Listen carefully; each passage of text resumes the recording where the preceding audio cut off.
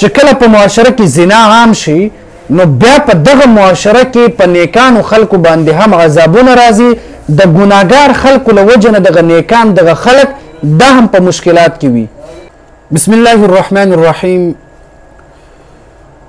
یو طرف ته په خیبر پښتونخوا کې له بدامنیو څخه پښتانه ډېر زیات غمجن او ډېر زیات پریشان وو، لیکن بدقسمتي ده چې د ځمکې آفاتو سره سره آسماني آفت هم په پښتنو باندې نازلیږي. چې تاسو به کتلی وي د سوات په سیمه، د بونیر په سیمه او د باجوړ په سیمه باندې په پښتنو باندې آسماني تندر راغورځېږي او بیا سیلاب په شکل کې دغه آفت د پښتنو باندې راځي. نو ډېر زیات پښتانه ماشومان، زنانه، نوجوانان، بوډاګان یا خو د بدامنیو شکار شو او یا د تندر او د سیلاب شکار شو. وس دلته د پښتنو د پاره یو پیغام او د پښتنو د پاره د سوچ یو خبره دا ده چې په دې ټیم کې مونږ د پاره څه کول غواړي او مونږ څه وکړو داسې چې دغه ځمکې والا آفت او دغه آسماني آفاتو نه مونږ محفوظ او بچ شو. نو د دې صرف یو لاره ده چې مونږ الله رب العالمین طرف ته مونږ رجوع وکړو. نن چې په مونږ باندې مشکلات راځي مونږ د خولې د حکمران مخې ته چنګې نیولې وي، مونږ حکمران نه فریاد کوو، لیکن حاکم اعلی د ټول دنیا بادشاه هغه رب العالمین دی چې د الله په دربار کې مونږ چرته هم فریاد نه کوو، د الله په دربار کې چرته هم دعاګانې نه کوو، د الله په دربار کې چرته مونږ جړاګانې نه کوو. نو د ټول مصایب او مصیبت ختمونکي ذات هغه د الله رب العالمین ذات دی. لیکن په مونږ باندې چې کله مشکلات، پریشانی، آفت راشي مونږ صرف فیسبوک ته کار ووایو، ویډیوګانې کول، په فیسبوک باندې نشر کول، دا مونږ یو ډېر زیات لوی کار ګڼو.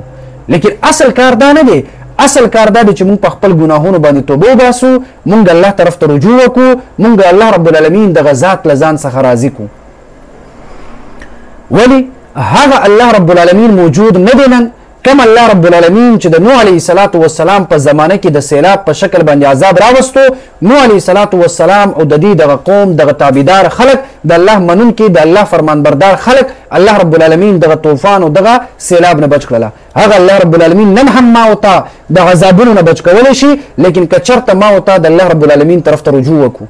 زه هرګز دا نه وایم چې ټول پښتانه د الله رب العالمین طرف ته رجوع نه کوي، نه، بلکې من حیث القوم، د قوم په حیثیت هر یو ماشوم، هر یو مشر، هر یو نوجوان، هر یو زنانه هغه د الله رب العالمین طرف ته رجوع وکړي. داسې نه ده چې ټول خلک ګناهګاران شي د الله عذاب راشي، بلکې د رسول الله مبارک علیه السلام حدیث دی چې کله په معاشره کې زنا عام شي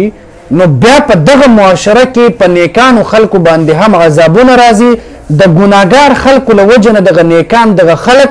دا هم په مشکلات کې وي. نو نن زمونږ معاشره وګورئ، زنا پکې عام دی، نو د الله عذاب به خامخا راځي. خو چې کله د الله عذاب راځي هغه بیا داسې نه کېږي چې کوم زناکاره خلک وي په هغه د عذاب راشي، نه، بلکې په ټول نیکانو، په بدانو، په ټولو به دغه عذاب راځي، په زنانو، په نارینو، په ماشومانو، په بوډاګانو، په دې ټولو به دغه عذاب راځي کله چې په معاشره کې زنا عام شي. نن معاشره کې زنا عام دی، په معاشره کې سود عام شي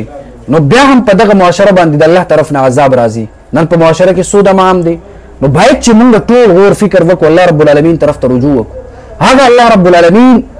هغه نن هم موجود دی، کوم الله رب العالمین چې د سمندر په منځ کې موسی علیه السلام ته لاره جوړه کړې وه او فرعون په هغه سمندر کې غرق کړی و، هغه الله رب العالمین نن هم موجود دی. هغه الله رب العالمین نن هم د دې سیلاب نه موږ تاسو ته نجات راکولی شي. خو که چېرته ما او تا په خپل دغه اعمالو باندې پښیمانتیا اختیار کړو او د الله رب العالمین طرف ته رجوع وکړو،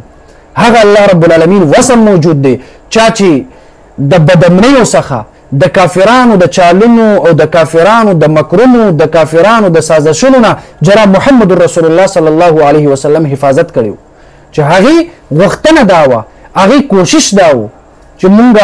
مشرکانو به ویل چې مونږ د رسول الله مبارک علیه السلام به قتل کوو، لیکن نه، الله رب العالمین بهترین تدبیر کوونکی، بهترین کارساز ذات دی. الله رب العالمین حکیم او حکمت والا غالب ذات دی. د کافرانو د مشرکینو د هغه سازشونو نه الله رب العالمین محبوب علیه السلام په حفاظت کو او نبی علیه السلام ته امان ورکړله. هغه الله نن هم موجود دی. که چرته یو طرف ته بدامني وي دغه بدامني الله رب العالمین ما او ته بچ کولی شي، ما او ته نجات را کولی شي، لیکن الله رب العالمین ما او ته لارم ښودلې ده چې د بدامنیو څخه ځان بچ کولو دپاره به تاسو د الله رب العالمین را لېږلی شوی قرآن باندې به عمل کوئ. لیکن مونږ دا قرآن دا مونږ پرېښوستی ده. حالانکې د الله قانون دا دی، د الله رب العالمین دستور دا دی، د الله رب العالمین سنت طریقه دا ده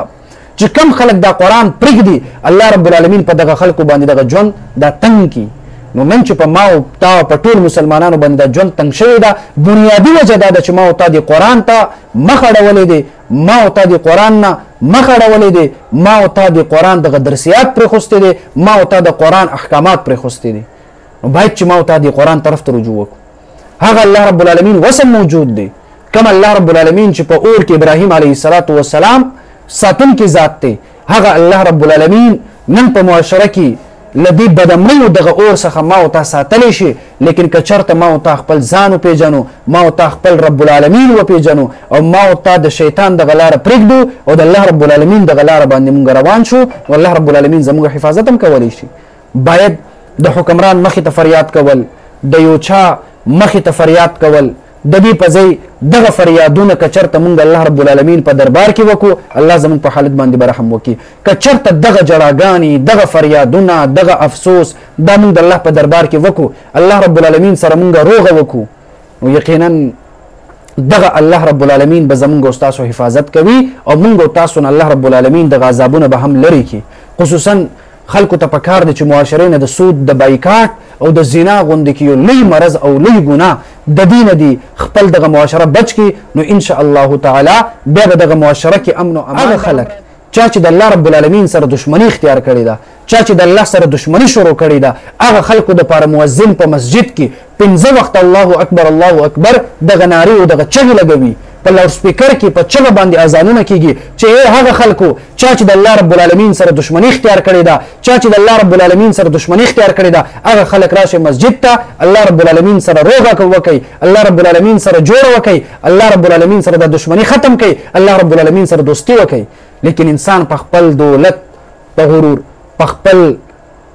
جیدات، په خپل خاندان د دنیاوي عیش عشرت په دغه غرور او په نشه کې هغه الله رب العالمین کم الله رب العالمین چې د کائنات او د انسان پیدا کوونکی دی هغه الله رب العالمین سره روغې کولو ته تیار دی. چې کله هم یو انسان خپل دغه روغه د الله رب العالمین سره وکړي، خپل جوړه د الله رب العالمین سره وکړي، نو هغه الله رب العالمین به زما او ستا په حال باندې رحم کوي. نو ټول پښتانه، ټول مسلمانان الله رب العالمین طرف ته رجوع وکړي، د الله په دربار کې جړاګانې وکړي، روژې ونیسئ،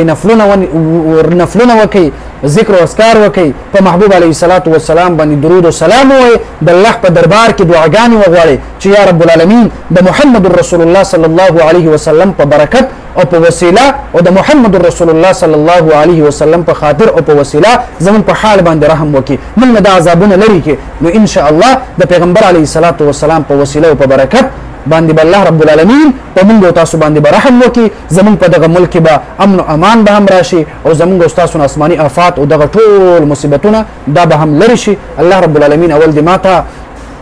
عمل کولو، بیا وروسته تاسو ټول مسلمانانو ته د عمل توفیق ورکړي. اللهم صل على روح محمد في الارواح، اللهم صل على جسد محمد في الاجساد، اللهم صل على قبر محمد في